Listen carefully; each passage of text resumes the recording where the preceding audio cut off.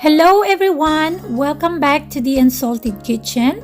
In this video, it's a short tutorial on how or what is the best way to cook gyoza or potstickers. Let's go!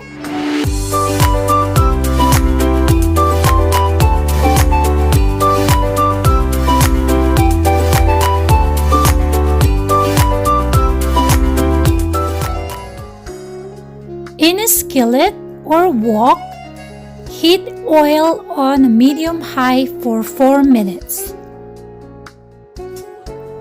Place about 8 to 12 potstickers, depending on how big your pan is, in a heated pan with oil. Try not to overload the pan because you don't want to stick the gyoza to one another. Then cook for 4 to 5 minutes or until skin turns lightly brown.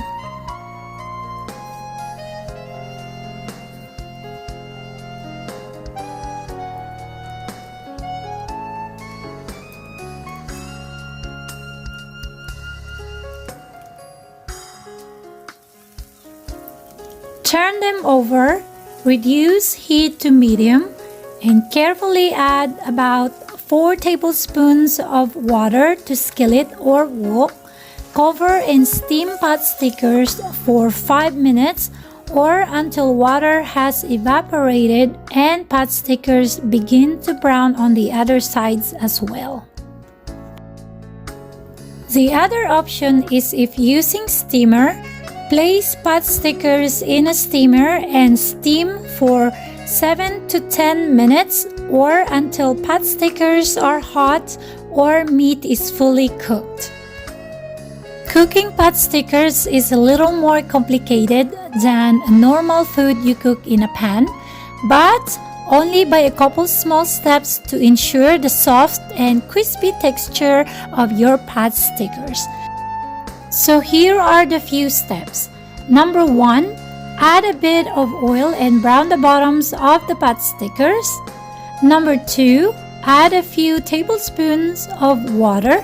Just be careful, there is still oil in the pan, and cover to steam the gyoza. Number 3, let the water cook off and let the bottoms crisp up before serving. Remember, the best potstickers are crispy on the bottom and soft and chewy on the sides, like a mix of soft pasta and crispy wontons in one bite.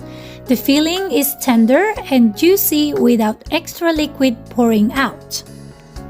One of the best things about gyoza is they are actually amazing for prepping ahead of time. You dip each pieces of potstickers in a bowl of flour, downlay them in layers inside freezable Tupperware and freeze them solidly. You can transfer them into bags to save space in the freezer after if you choose to.